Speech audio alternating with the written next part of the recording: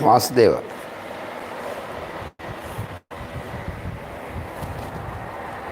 Hari Om.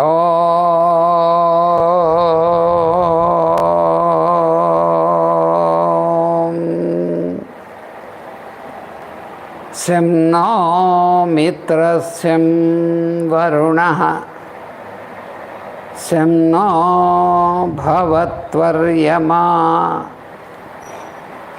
sem na indro bruhaspatihi sem no vishnururkramaha namo brahmane namaste vayo tvameva pratyaksham brahmasi tvameva pratyaksham brahma vadishyami ritam vadishyami satyam vadishyami tanmamavatu tadvaktaramavatu avatu mam avatu vaktaram.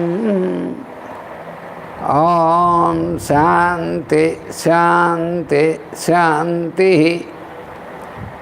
Pratyapāścātya deśānām samanvaya vidhāyakam Shantam saumya gunopetam Krishnam vande jagadgurum. Om Asmadgurubhyo Namaha. Welcome to all our brothers and sisters.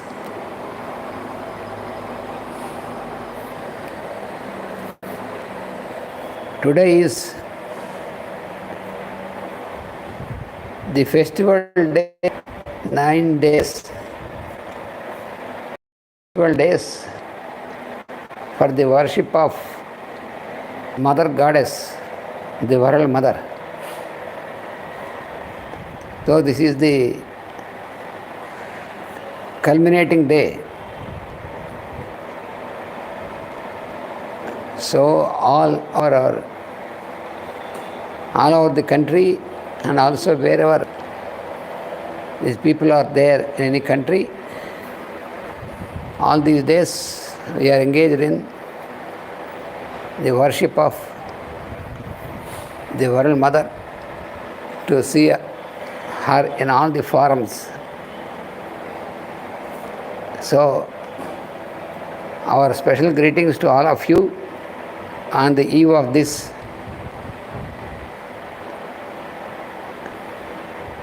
festival day. So let us continue our study of this 18th aphorism of Patanjali.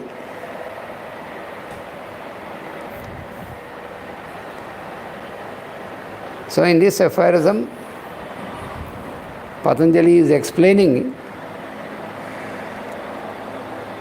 more about the para vairagya. That means the real type of vairagya, which is different from the all-conscious state of vairagya. The first one that was explained in the previous aphorism is the all-conscious state of vairagya, in which the practitioner knows that he is practicing vairagya, and while practicing also he is cognizant of the qualities in other persons. He can see all the qualities in other persons and also the qualities in himself. So he is cognizant of all this. He is aware of all this, he is cognizant, he is conscious of all this. But it is pseudo vairagya. It is not real non-attachment. As long as his mind is associated or his mind is influenced or his mind is in cognizance of the qualities in the objects of senses, in the persons and objects in all. That is not real non-attachment. That we have seen with several examples, we have studied this. Now in this 18th aphorism, he is explaining how will be the real non-attachment or vairagya, which is called para vairagya or asampragnata vairagya, which is completely opposite to the previous one. This is the real vairagya.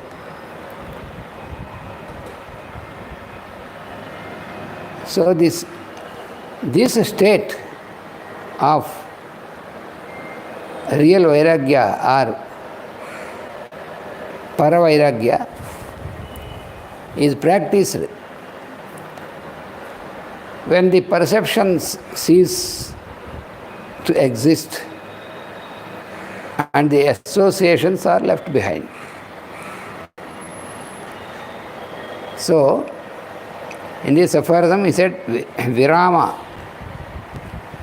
Pratyaya. Virama means stoppage. Virama means stoppage or incognizant. Pratyaya means perception, and also the trust.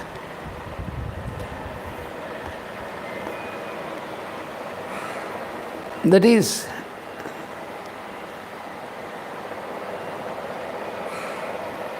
so this is associated.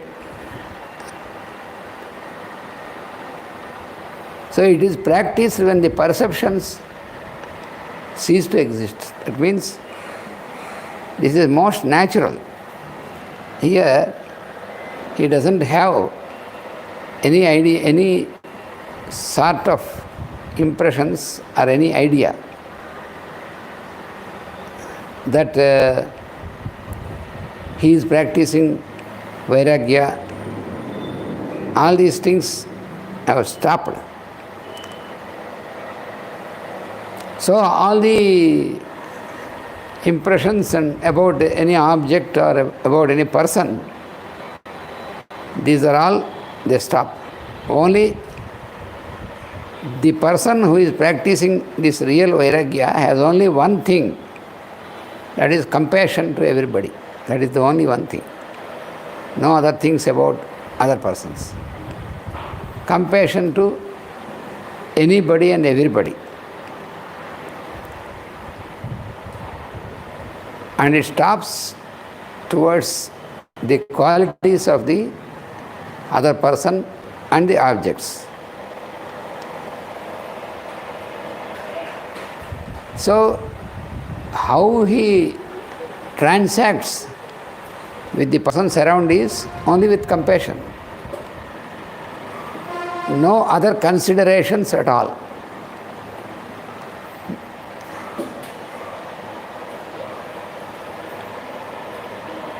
No considerations. That means whether the person is related to him or whether he is a friend of him, whether he is obliged to him, all these things will cease. They will not exist to him, to this person. So his transaction with the other person is only with compassion. So he has this compassion, he developed this compassion, he practices this compassion. And other things they do not exist to him about the qualities of the person and all these things.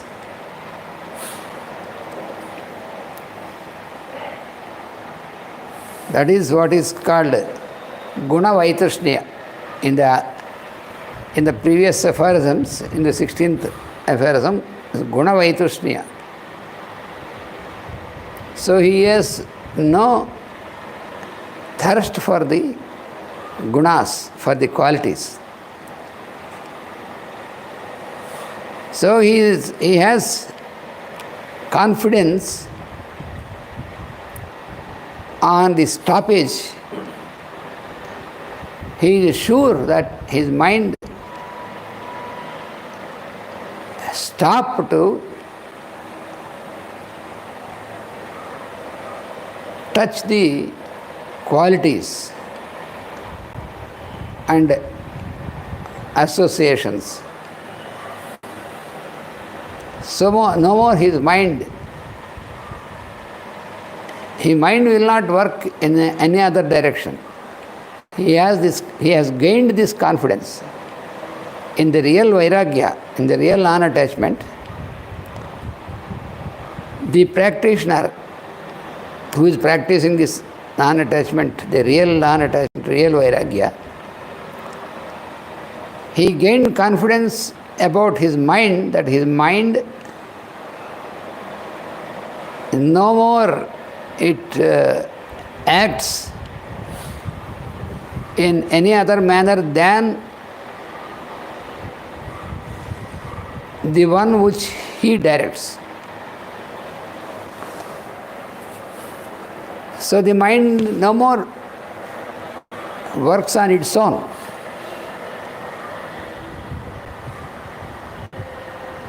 So that means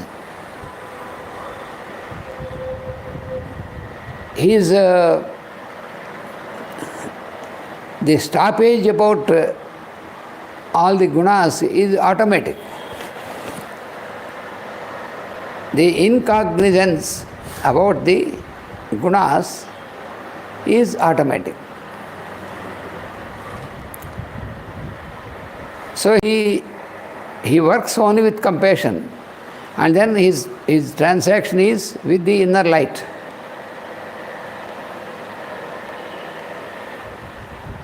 So the associations cease to exist. That is what is told in this. The associations are left behind. No more. They have their impact on the mind of this practitioner. Say, for example, when a person is sick and needs a treatment, then he approaches the doctor who gives certain medicine, suitable medicine. There is no need for the patient who is suffering. There is no need for the patient to know either the name of the medicine or to know about how the medicine is prepared, all these details. So the only thing required is that the suitable medicine is given, prescribed by the doctor. Only he has to take the medicine and he will be relieved from the suffering. That's the direct action. But if you take the example of two persons, one person, when he has sickness, he approaches the doctor. The doctor has prescribed the certain medicine, and then he purchases this medicine in the pharmacy. And this fellow made all the study in the internet, by going into Google about medicine, he puts this name of the medicine and makes a search, and then he makes all the study. Maybe 1 day or 2 days he spends to study about this remedy prescribed by the doctor, and he makes all intense study and then takes the medicine. Of course, the medicine, because it is very quite indicated, he will be relieved from the suffering. You take the example of another person who has no knowledge of all these things and no inclination to know about the ingredients of the medicine, about the quality of the medicine, all these things. He has a trust. He has just taken the prescription, purchased the medicine and taken immediately. So he got relieved immediately, whereas the other person could take the medicine after studying the quality of all the name, quality and all these things about the medicine. But what is required is to be relieved from the sickness. That is the only thing. So here it is straight. In the second example, he is straight. He went to the doctor, got the prescription and took the medicine, and even without any knowledge about the medicine, he is also cured because he has taken the medicine directly and immediately. He is not bothered about from which ingredients the medicine is prepared, and all these technological details are not required for him. In fact, they are not required to anybody to have the cure.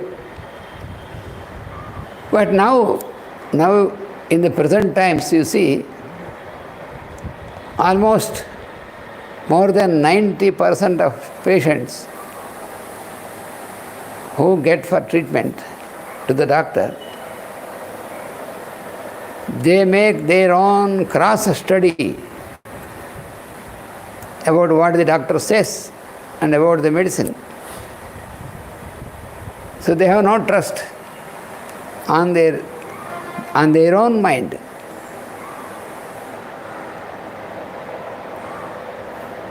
So for them, what they gain after studying all these things also, they have to take the medicine if they want to be cured. That is the only thing. Whereas the other person has taken the medicine directly without any need to know all these things. So he got cured earlier than this fellow because he has taken so much of time before taking the medicine. So therefore, what is required is, if you have sickness, want to be cured, take the medicine. That's all. Even without any knowledge about the medicine. In the same manner, here also, about the real Vairagya, there is no need to know about the names, technical names. Suppose he doesn't know what is Abhyasa, he doesn't know what is Vairagya. He doesn't know what is real Vairagya and what is false Vairagya. All these he doesn't know. He has no knowledge of Patanjali and all these things. But even then, his perception, his transaction with all the other persons is only with compassion. Suppose he is an illiterate, he has no education, so-called education, but he is happy because he is not bothered about these names and all these things. He is acting with compassion, and he is in his transaction. He doesn't know all these things that he is practicing. Only he is practicing Vairagya, naturally. One more example which we have earlier also studied is about how a child reacts towards the sugar and how a chemical engineer who has studied about sugar and who made a big research about sugar technology, in sugar technology, and became a manager of an industry where they manufacture sugar. But he was brought up without tasting the sugar from the very childhood. He doesn't know the taste of sugar. But he was made to study sugar technology and he got very good, he scored very good marks in his post-graduation. He got prizes, gold medals, all these things. So he knows everybody, he can explain everything about sugar. He knows everything about sugar. Molecular formula, its molecular structure, all these things. Chemical properties, all these things. Whereas the child, just he is a little child, is playing always, 1 or 2 years age. So he doesn't know anything, even the name also he doesn't know. But even then, just by the sound of the bottle where sugar is preserved, he immediately runs. Why? How is it possible? Because he has experienced the taste of the sugar and he liked this taste. So, for him, all the other things which are the gunas of sugar, all the properties of sugar which are known to the sugar technology engineer, they are all the qualities of the sugar. So this child doesn't have, he is a little child, so there is no possibility that the child has studied sugar technology. He only tasted and experienced the taste. So for him, it is a matter of experience. And he is not bothered or concerned about all other things about sugar. Suppose this child, while he is grown up, he also studied sugar technology. He also studied this chemical engineering, all the chemical things, and he also got sugar technology, a degree, highest degree. Now, there are 3 components. The little child who knows the sugar, and the first fellow who have never tasted sugar but who was made to study all sugar technology. So he knows about the sugar, but the boy knows sugar by experience. And then when this boy is grown up, he also studied sugar technology, then he knows the sugar, he knows about the sugar also.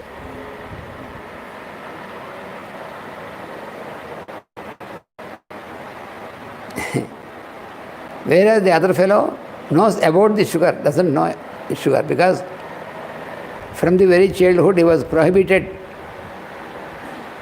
to taste the sugar, so he doesn't know the taste of the sugar. He only explains the sugar will be taste, sugar will be sweet. That is what he can say, because it is a property. But what is meant by sweet, he cannot explain, because he never experienced. So like this, the Vairagya also. The real Vairagya, when the person practicing real Vairagya, then anything even about Vairagya also, that is not required for him. He may know, but his mind is not attached to this name about Vairagya and all these things, because he has full confidence about the working of his mind. He knows that his mind cannot deceive him, his mind cannot dominate him. He is quite confident. That is what is called pratyaya. In the sutra, the word pratyaya. So the word pratyaya is perception. Perception and also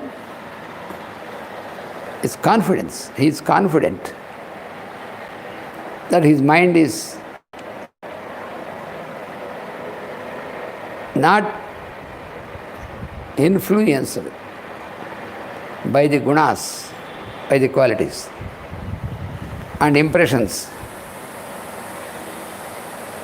So there is no need for this fellow, because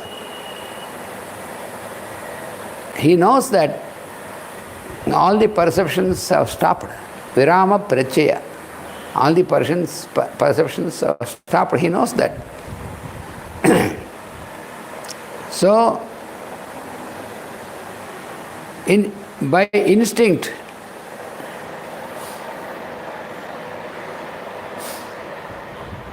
so therefore, the instincts and impressions and all these things have no influence on his mind.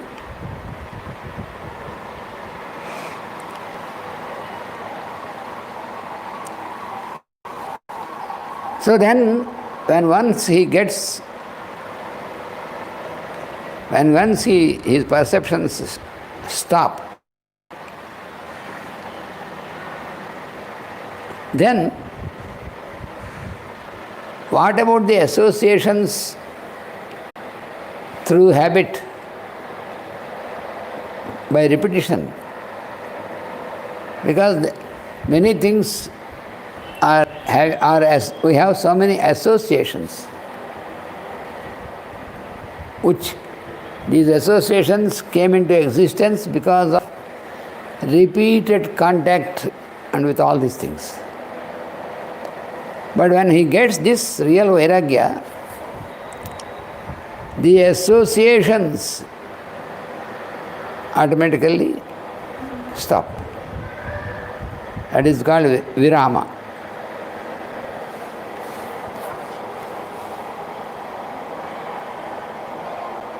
So his behavior, his work, his behavior, all these things, so automatically they go on without being influenced, all these things. They keep working. How? For example, a person who has a very good experience of many years in typewriting. So in the learning stage, he may be looking at the keyboard to type every letter. He has to look at the keyboard not to make a mistake in the earlier stage. But gradually, by repeated practice, abhyasa, by practice, what happened after some time? No more he looks at the keyboard. You just maybe dictate to him. He just listening and typing. So the fingers will go on exactly right letter. Never they go to a wrong letter. Always right letter. How is it possible? It is because his mind is not distracted. And he has the confidence that the typing work is going on naturally. So therefore,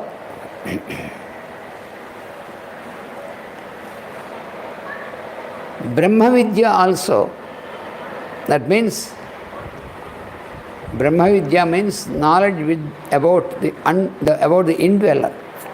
The indweller is called Brahma. So, knowledge about indweller, the Lord, is called Brahma Vidya.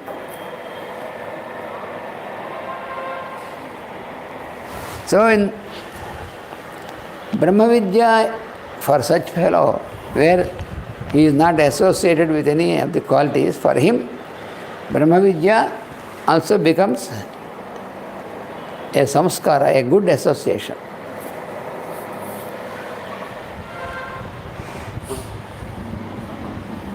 So, when he looks at any person, when he listens to any person, when he deals with any person, his perception is only the inner light, not the individual bodies and qualities and all these things of the other person. Only transaction is experience of the inner light, in light.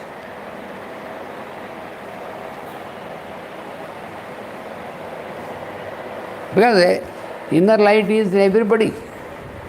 Nobody is devoid of this inner light, this spark of this light. I am. Even a mosquito also has this spark. Any being has this spark. It's I am. You may think that how can mosquito say I am? Mosquito says I am in its own language. Yeah? In English I say I am. In Sanskrit I say aham. Yeah? In German you say ich bin. Same. In French you say moi. So, mosquito also it may say in its own language like that, I am. A honeybee may say it's in its own language like this, I am. Whatever it may be in any language, but it is I am only. You see? Huh? So therefore, a person who got its real vairagya, or which is called asamprajnata, that is what is called. So, a real vairagya, for him, only the inner light that is existing. He speaks to the other person, but he speaks to the inner light. So he experiences this same in him, in others also. So the only relationship is the relationship of the inner light. That is the only true relationship he has. All other relationships are associated with the gunas, the qualities which have stopped for him. So therefore for him, honor or insult are the same. They have no influence on his mind. That is what the Lord says in Bhagavad Gita also. If you are a yogi, your honor and insult, which are two opposites, these are called pairs of opposites. There are so many pairs like this, which are opposites to each other. They are paired together into a pair. You know, just like husband and wife, which we call the pair. So in the same manner, these opposite things, two opposite things become a pair. Happiness, unhappiness, happiness and sorrow.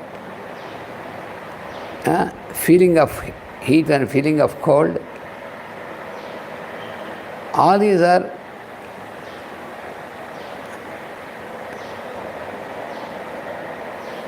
pairs of opposites. Pairs of opposites. So for this person, there is no influence of these pairs. There are no cognizance of these things. So therefore on him they have no effect at all. That is the reason that for persons like Yudhishthira, who was the eldest of Pandavas in Mahabharata, this Yudhishthira is called Ajata Shatru.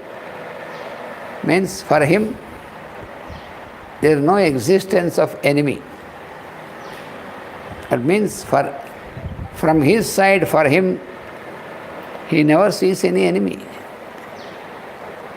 Because his mind is not influenced by the gunas of the other person. So therefore, there is no experience of enmity in his mind for anybody. The other persons may feel him as their enemy, but for which he is not responsible.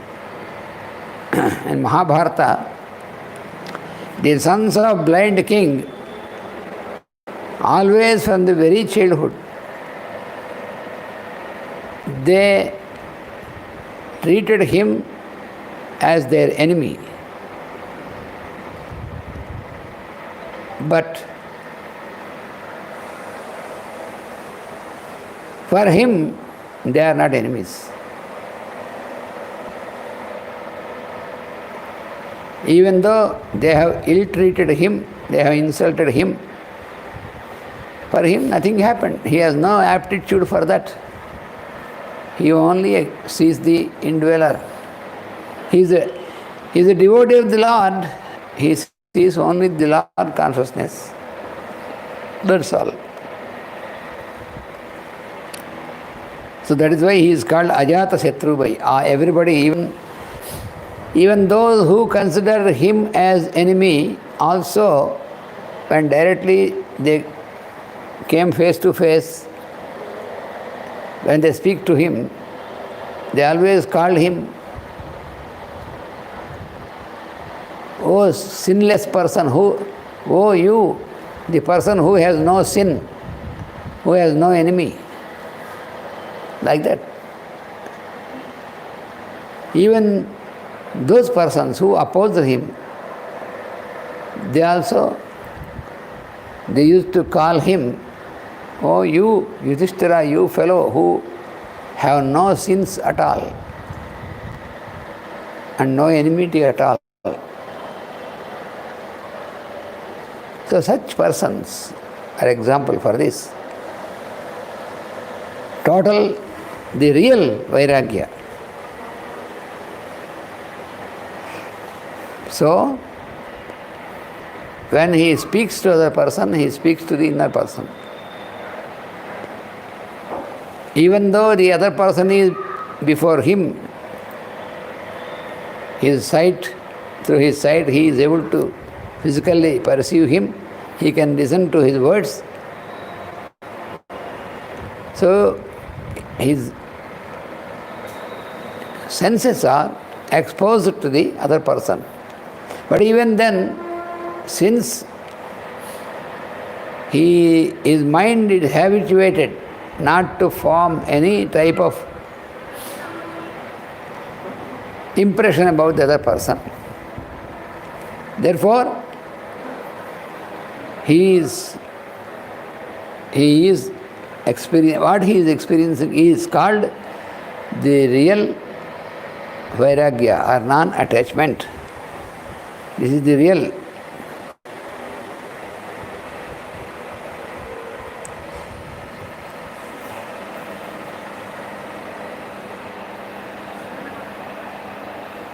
So that is what we have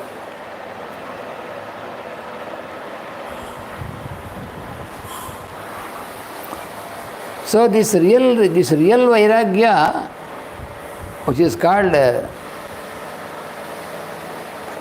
asampragnata, this real vairagya, it is the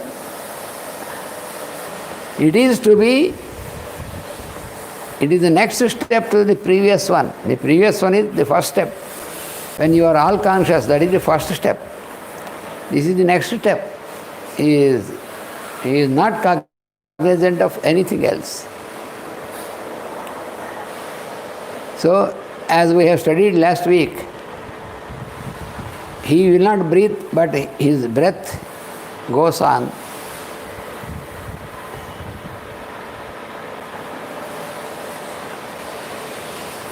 And he doesn't eat, but his tongue is taking food.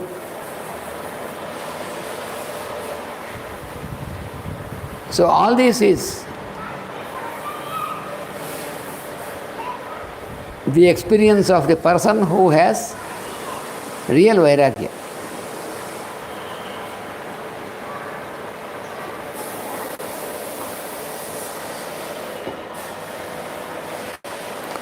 Now we pass on to the aphorism 19. So after explaining about vairagya, what is vairagya? First he has explained what is vairagya. Then he has explained what is all conscious vairagya, which is not real vairagya. And then he has explained the real vairagya where he is not conscious of any qualities.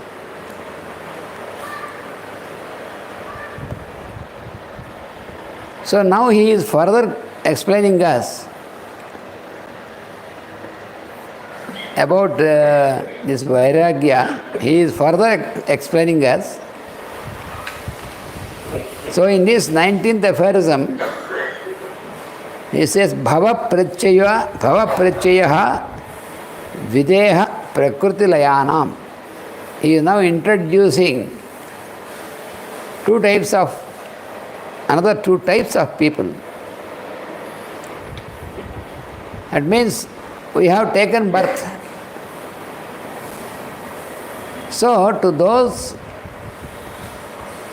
who are taking birth, what is the basis for them? How is it that we are every time taking birth again and again? It is not a question of belief. Because some people think that how can I believe that we have a rebirth? This is very strange. Because they are ignorant, therefore they put this question. Such questions arise in the mind of ignorant persons. How can I believe that there is rebirth or reincarnation? How can you prove? This question is just like if some of you say you are hungry, then I say, how can I believe that you are hungry? How can you prove? Huh? You say you are hungry, but how can you prove that you are hungry? How can I believe it? So that question is also similar to this question. So it is no question of belief about reincarnation. Master E.K. has given very interesting lectures in Europe on reincarnation. We have the record of this lecture in the website of our organization. Master has given he has explained with very practical and easy examples about reincarnation. Very interesting. So nobody need to believe. There is no need to believe for anybody about reincarnation. You know, in the second chapter of Bhagavad Gita, the book of solutions, in the second chapter, the Lord explains to Arjuna, his disciple, that any person who takes a body, a form, it is quite sure that he is destined to leave the body again. When you take the body or when you come into incarnation, it is sure, it is a sure prophecy that he will leave the body one day. This we, all of us, we accept, yes. Nobody says, no, I won't accept it that everybody has to leave the body, because only the person who is very much afraid of his death may say, oh, no, I don't accept that I will leave the body. So there are many people like that who have a great fear about death. They don't want to accept that they have to leave the body. Some persons are there like that, but most of the persons commonly know the fact that one day or other we have to leave the body. But then what about coming back into the body? That is where many people have a confusion. But the Lord said, you see, when you get a body, when you got incarnated and got a body, it is a sure prophecy that you will leave the body once again after some years. And this is the first part of it. There is also the second part, that he who have left the body, which we call death, for him also it is quite sure, equally sure, that he will get back into another body. And Lord said, nobody can change this process. In the second chapter of Bhagavad Gita, Lord confirmed that nobody can change this process.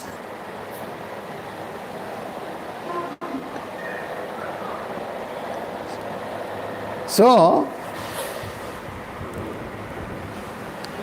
now in this 19th aphorism, he is explaining in the further step. Let us see what is this aphorism. Bhava pratyaya videha prakritilayanam. Bhava pratyaya means the basis to take birth. Videha means those who do not have bodies. Those who have left the bodies and those who have not bodies so far, they are called Videhas. And the other group of people are called Prakritilayas. That means to those who merge in nature. Prakriti means nature. Laya means merging. So those who merge in nature are called Prakritilayas. So what is the meaning of this aphorism is, to those who have no bodies and to those who get merged in nature, this forms its own basis for rebirth. What forms the basis? The real Vairagya.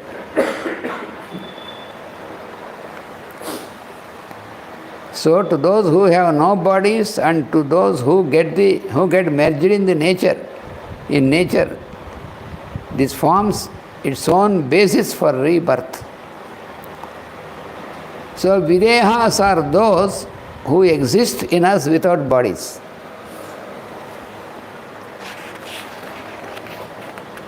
Videha means those who have no bodies, who exist in us also without having bodies.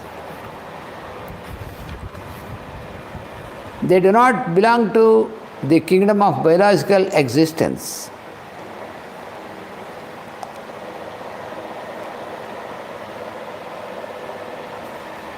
They do not belong to the kingdom of nuclear existence. They belong to the kingdom of impersonal existence. This is a little bit new for us to realize, to understand what is this impersonal existence. We will see.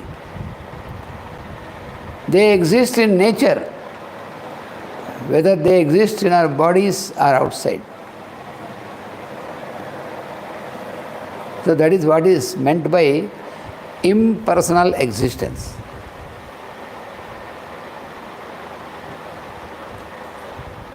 They exist in nature, whether they exist in the body or outside the body. They are classified as devas, belonging to the Deva kingdom of existence.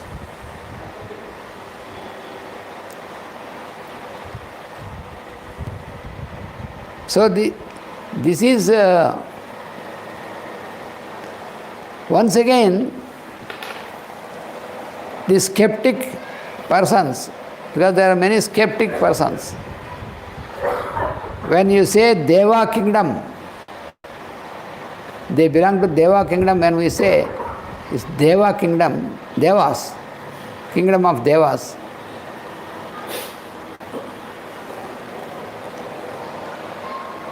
So they say that how can we know that there is another kingdom? We know only mineral kingdom, plant kingdom, animal kingdom and human kingdom. Because we know this, we can perceive this physically, therefore we can accept this. But how can we accept another kingdom which we can never see by ourselves? That people always question. Let us see.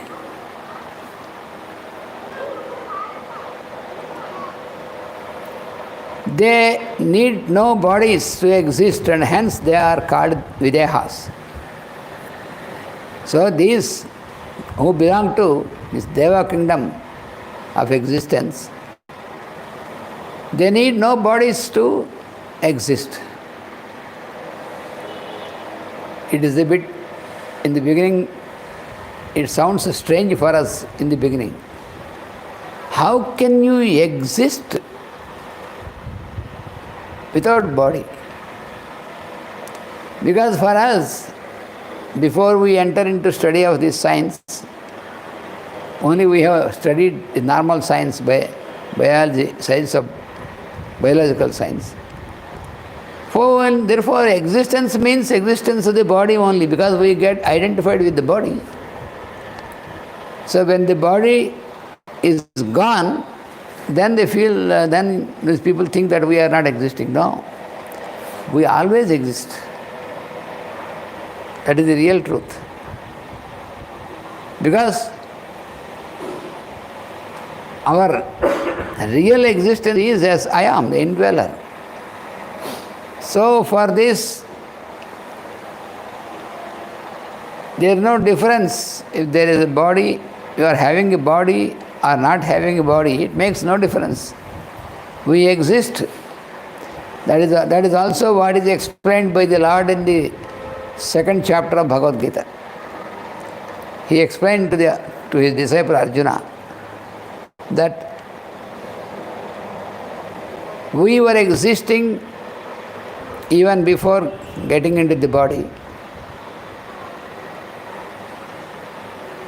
and we will exist during the time we are in the body. This we can accept. But even after leaving the body also, we always exist. We do not disappear We do not go into non-existence even after leaving the body. Because there is nothing non-existing, first of all. Any being,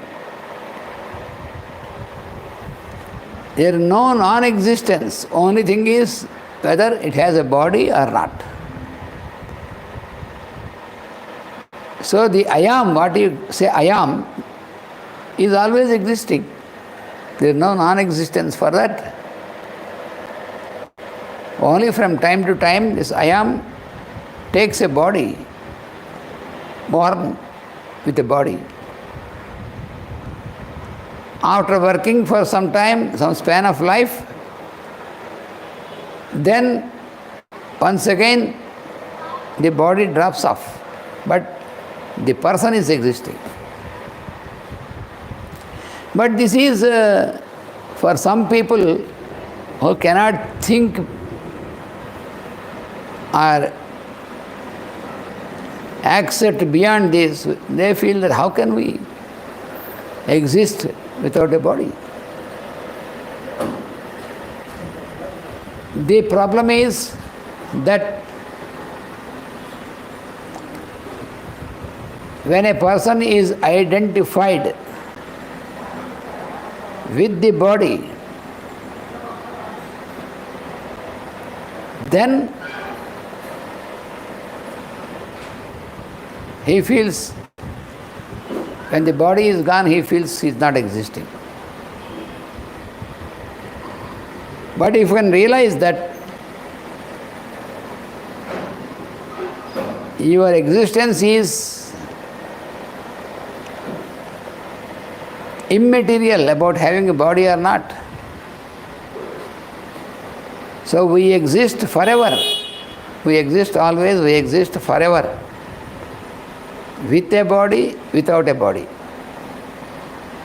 That is always there. This we will realize gradually. That is what the Lord explains very clearly in the second chapter to Arjuna. When Arjuna got despondent and sorrowful about all his relatives who are ready to fight, then he became sorrowful to fight because all of them will disappear, will be killed in the war and disappear. Then the Lord says, first of all, we must know that you are always existing. I am always existing. I know that. You are also always existing. Now with a body, afterwards without a body. When you realize this, then you have no fear. Why most of the people have fear of death is because for them death means the end of their existence. It is not the end of their existence. It is only end of the span of that body. You must be very clear in understanding. It is not the end of the existence of the individual, of the person. No. It is the end of the span of that body, that vehicle. When you get into a body, there is a certain span of time for the body to be alive. We always say, I am alive, I am dead, or he is alive, No. His body is alive, his body is dead. I am alive now, it means my body is alive.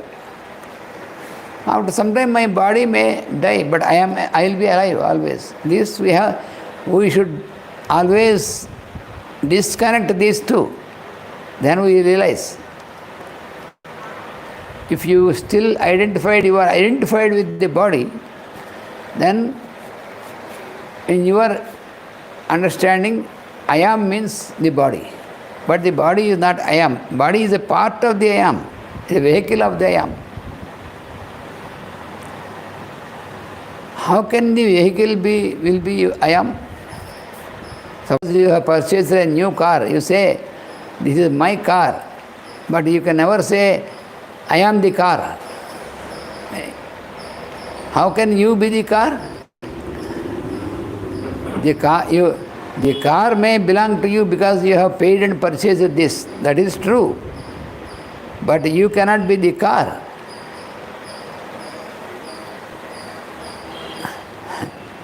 Because people often get identified even with their car or some vehicle. When there is a big scratch on the car, then they feel there is scratches on the body. When you are identified. So the same thing with the physical body also. If you get identified with the body, then you cannot realize that you are existing before taking the body and you will exist after leaving the body. That is the truth, that is the reality.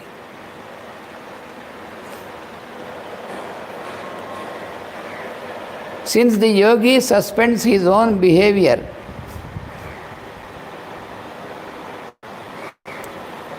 that means his behavior using his body. Because we are given a body, we behave involving our body, but the yogi suspends his behavior. Body is there. Even when body is there, he can suspend his behavior. All the videha existences are left to nature. We have to again and again study this with examples, then we will realize this. Videha means without body. Deha means body. Videha means without body. So all the videha existences are left to nature. They lose the grip of the nature of the individual. So nature is the universal nature and the individual nature. Mostly the individual nature will have its influence on the mind of the person.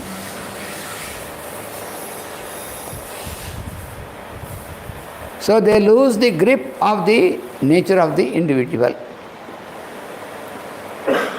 They recede into the wider human nature, then into the nature of all the living beings. So it is a progressive step. That is what is explained here. They recede into the wider human nature. That here receding means not going back. Here receding means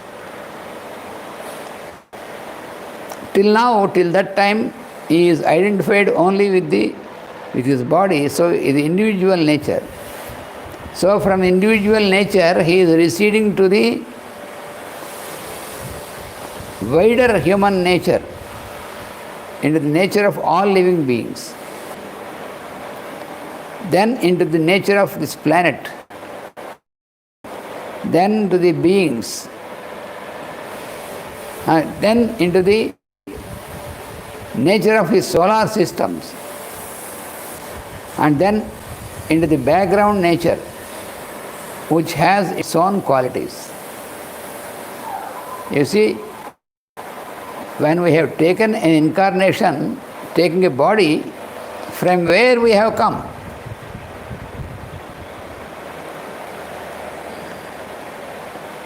From non-existence into existence, apparently. But there is no non-existence. There is always existence. We exist always.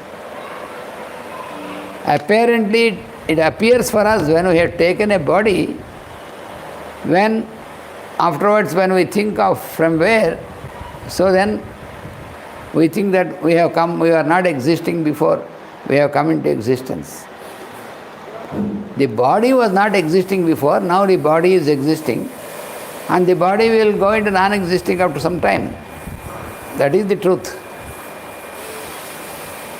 So, by virtue of it, they are again brought into the existence of individual bodies to serve. It is only to serve the duty of training the individual consciousness. So this is the real evolution. It is the evolution of consciousness. What we study, the theory of evolution in the science lessons, it is only about evolution of the body, evolution of the form. But how can the form evolve by itself? It is the real evolution is evolution of consciousness. And this evolution of consciousness is followed by the evolution of form at a later stage. So the real evolution is evolution of consciousness, not just merely the form. Whatever is taught to us, whatever we study in the universities, in the lessons of science about evolution is only evolution of the matter, evolution of the form, structure. That we call evolution. But real evolution is evolution of consciousness.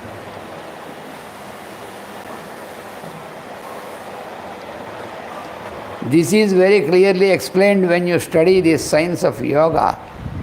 And when you study the science, all the science experience explained by Madame Blavatsky in her book Secret Doctrine, very clearly it is explained. The real theory of evolution. What we study about the theory of evolution at college or university is only a little part of the whole. It is not total, it is not complete. So the theory of evolution is not complete, what is taught in the universities at the present. When we study the books of Madame Blavatsky or Alice Bailey or Master E.K., all the masters, then we will realize what is meant by evolution in the true sense, in the complete sense. So, when the individual becomes a perfect yogi, he no more needs their training. So it is a still more further step. When the individual becomes a perfect yogi, completely, perfectly a yogi, no more he needs their training. Before that, we need the training.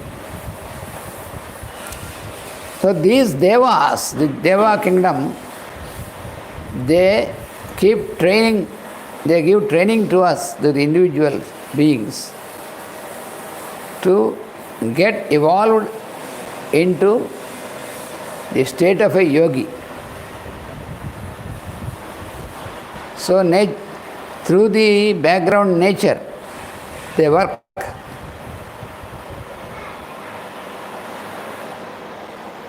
And once we get evolved into yogic state, we become a perfect yogi, then there is no need for such training. Already we got that trained. So then they do not bind him in a body anymore.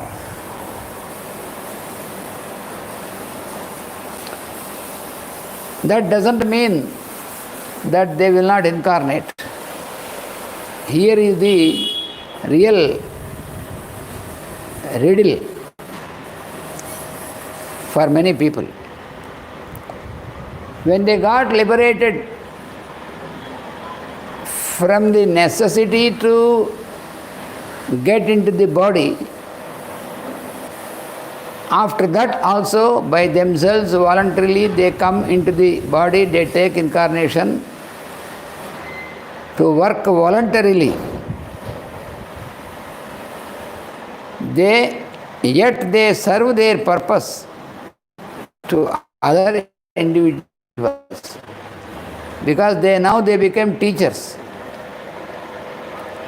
Now we will teach to the new disciples. So this is a continuous process. You see in every school, you see in a school, the children gradually go higher into the highest step of the school. And then when they complete the school education, then they will go to the college education, and the next group of children will come for training into the school. And these fellows who got into college education, they may go higher into the university education. After completing the university education, then they become teachers and come back to the school to teach. Now they entered again into the school. Suppose the person who was a student of the school and the college completed his post-graduation and all this and came back as a teacher or a professor in the college. In the same manner, a person who got evolved into a perfect yogi, then he doesn't need any training, but he got completely evolved. So therefore he is not bound compulsorily in a body anymore. But yet he takes the body once again to serve their purpose to the other individuals, like the teacher. The yogi lives one with them. Since he has two, does not require an individual body. So that is about videha, because you see you have the word videha. So videha means those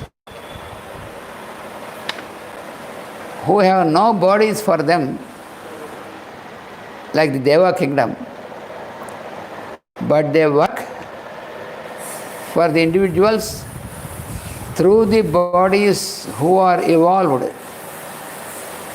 This is the real secret of it. The Devas are working in us also. How can you believe? You need not believe. That is the answer. If you believe or not, they are working, because they don't bother if we believe them or not. Because there are most materialistic people who say they cannot believe unless they can see them. But Devas, the Deva kingdom, they cannot be seen physically like us, because it is not necessary. But without them we cannot exist. Then how can we accept that Devas are working? Very simple. Just a simple example.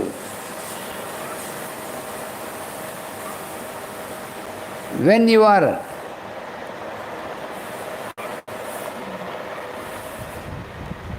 are tired, for example, then you get into sleep. Do you know when you go into sleep? You don't know. And after getting into sleep, do you know when you will awake? Yeah, I can tell, because I have put an alarm. But you have set an alarm, your watch, to wake you up. But sometimes you may wake up before the watch starts giving alarm. Then how when you wake up? Can you say that you woke up from sleep by yourself, by your own effort? How can you have your own effort to wake up?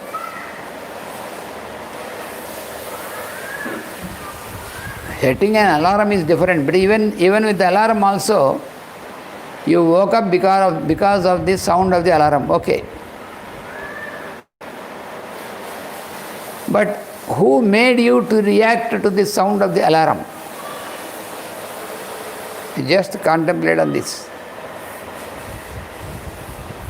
Who is responsible? Are you responsible? In the beginning you feel that, yes, I am responsible.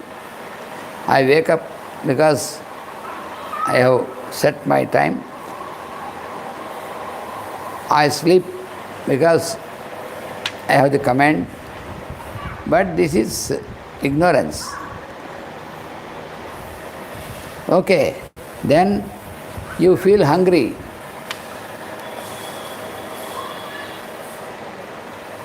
So how can you prove that you are hungry? You cannot show your hunger. You can show your anger by your emotions, but your hunger, if I say I am hungry, how can I prove to you? By taking some food, but you can take food even when you are not hungry. Many occasions are there where you take food even while you are not hungry because of the taste. So that is not the answer. So you cannot really prove that you are hungry. The child can prove that the child is hungry because the child starts crying. When the child is hungry, when you are not giving food, the child starts screaming and crying. But since we are adults, we cannot scream or cry like a child. Only you can say, I feel hungry. Then you say, you prove it. How can you prove it? So who is responsible in you to make you feel hungry? Then who is responsible in you to accept the food inside without rejecting? Who is responsible to digest the food taken by you, to digest and assimilate the food? Who is responsible? Are you responsible by yourself? No fool can say that. There is something else. That something else is called Deva Kingdom. That something else, different from our physical body, who are working inside the body, that is called the Deva Kingdom. That is called Videha, who have no bodies, who are existing without bodies. Videha means not just the people who died. Those who are existing without bodies, especially the Deva Kingdom, who are working. So, this aphorism especially is explaining all these intricacies which we have to gradually realize and experience. Of course, we are experiencing, but we are not aware of this experience.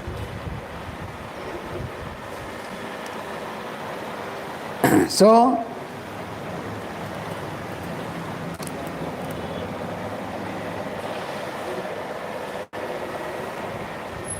also, Videha also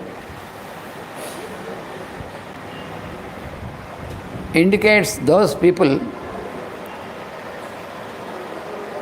who were all the time identifying themselves with their bodies and left their bodies. They are also Videhas. Any one of us who left the body can be called Videha. But we are not really on the level of Deva Kingdom. So when we leave the body, we can, until the time we take another body, we can be as Videha. But in Deva Kingdom, they don't need to take any body because they can work for us, they can work for every individual through their own body, through the individual body. They are working in us using our body. Otherwise, how can we work? When I am speaking, you are listening to me. When you speak, I can listen to me. How this is happening? Do you believe that we are responsible for this? There is a mechanism, wonderful mechanism. All this is conducted by the Deva kingdom. So this is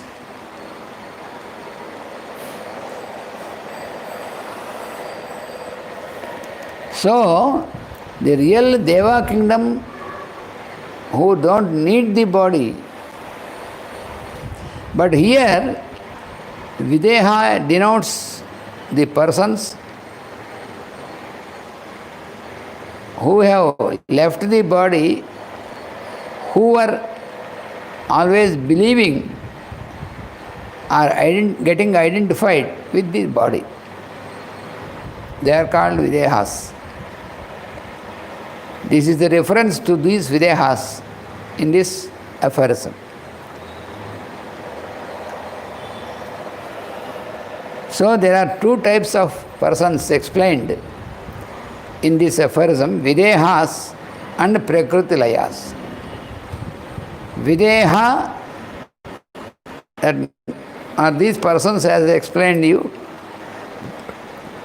those who got identified with their bodies, who believed that they are their bodies, and finally who have left the bodies, they are called Videhas.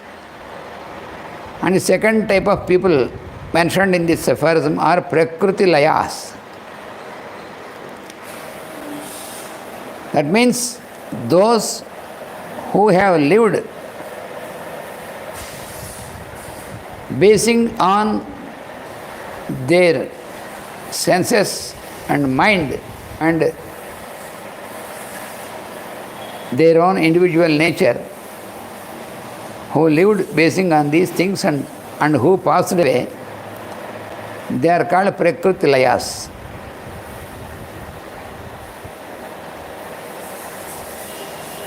So one type of persons are those who lived always identified with the bodies, and the other group of persons are those who lived basing on their nature of identifying with their mind and senses. So both these type of people who have passed away, who have left the body, they are born once again with the same bondage. That is what is explained in this aphorism. Bhavapratyaya videha prakrutilayanam. Videhas and prakrutilayas, both of these type of persons, they have bhavapratyaya. Bhavapratyaya means, again, bhava means born. They are born again with this bondage, because once again they live identified with their body. That is the bondage. When we live identified with our body, this is the bondage for us. That is why we have sorrow and fear. When we are not identified with the body, then we have no fear, no sorrow. That is the secret. So,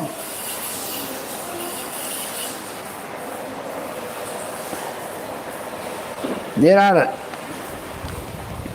three technical terms in this aphorism. There are three terms which are used technically. One is Videha. That means those who do not have bodies. Another is Prakritilaya, those who have merged in nature. And another word is Bhava Prachaya, the basis to take birth. So in this manner there are three technical terms used in this aphorism.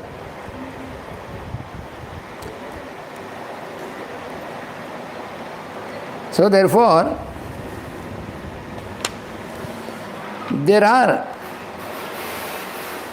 Videhas. These are types of practice. Those who are trying to practice yoga and those who are trying to practice this Vairagya, real Vairagya, in those practitioners there are two groups of practitioners that is being explained in this aphorism. So one group is called Videhas and another group are called Prakritilayas. So there are two categories or two names of the practitioners of yoga. Practicing is non-attachment or Vairagya. So,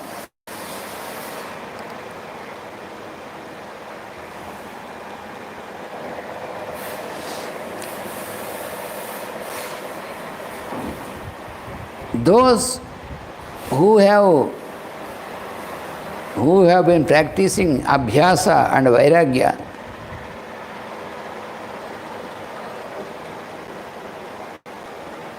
so when they practice the whole life,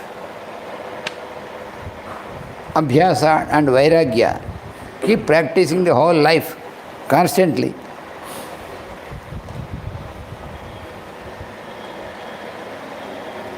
so even for many years here they have practiced this, or in many births they have been practicing this. Even then, they have to know, they have to realize that they have to come back into the forum. That is what is explained in this aphorism.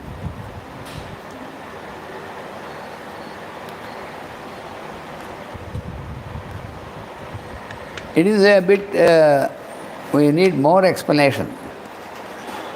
So those who have no bodies and those who get merged in nature, this forms its own basis for rebirth. For reincarnation, what is the basis for the reincarnation is that through many years or through many births, when we have practiced these two steps, Abhyasa, that means the repetition, and Vairagya, or non-attachment, even after practicing for many years or many births also, but we have to remember, we have to accept that there is an inevitable fact which is reincarnation.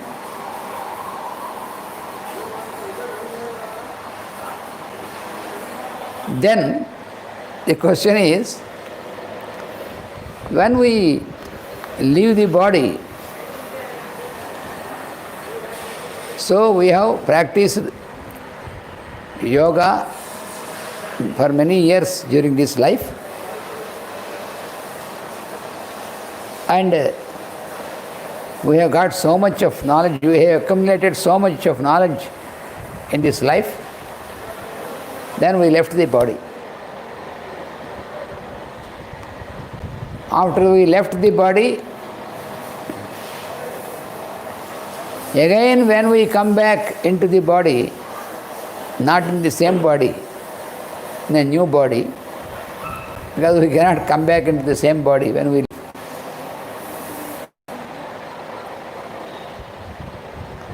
Of course, when we have perfection in yoga, then even before the death of the body, several times we can come out and go into the body. This is there.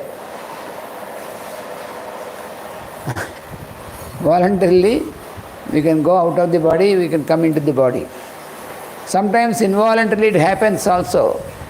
Even for us, who are not really yogis also, it becomes sometime like that. But voluntarily, we can come out of the body, we can come back into the body. But after the so-called death or leaving the body once for all, when the purpose of the body is over, then we cannot come back into the same body. So then we come back into a new body.